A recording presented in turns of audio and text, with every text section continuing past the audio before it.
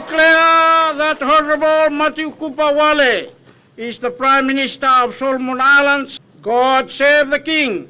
God bless Solomon Islands. Thank you. Well, well, well. Wale wins. Wow, that's right. The Solomon Islands just had an election, and the new Prime Minister is Matthew Wale. Hi, everyone. This is Eugene Huang with Radio Free Asia, and today we'll have a look at this new Prime Minister and what that means for the geopolitical situation in the Pacific. My fellow Solomon Islanders, it is a great privilege indeed and an honor to be elected your Prime Minister today.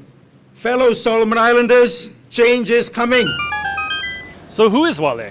He's a career politician whom outside observers note is very critical of the previous Solomon Islands governments for getting really close to China by first recognizing China instead of Taiwan in 2019, and then in 2022 entering into a controversial security pact with Beijing, which he said undermines the security of the Solomon Islands. Due to his differences with the previous government, Wale came to be known as leader of the opposition, and he'd hoped to become prime minister after elections in 2024, but he was resoundingly defeated.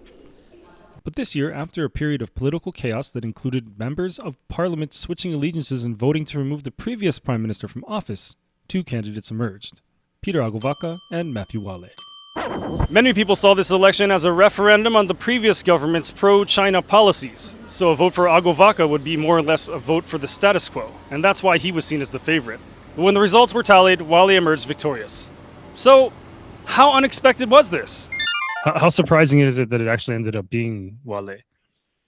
It's pretty surprising. I mean, I think like a lot of people, I assumed it would be Agovaka, and it seemed, he, in his worldview, was much more pro-China than Wale was. But the experts say that now that Wale's in charge, that doesn't mean he's just going to tear up all the agreements that the Solomons has made with China.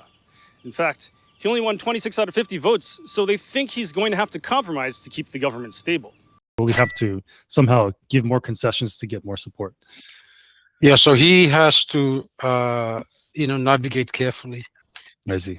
Because if there's any political disagreement or tensions within his group, we might see people, moving or changing sides again. So that means Wale can't just leave China and cleave to Australia and the United States. He's going to have to toe the line, right? But even so, how do Canberra and Washington feel about it?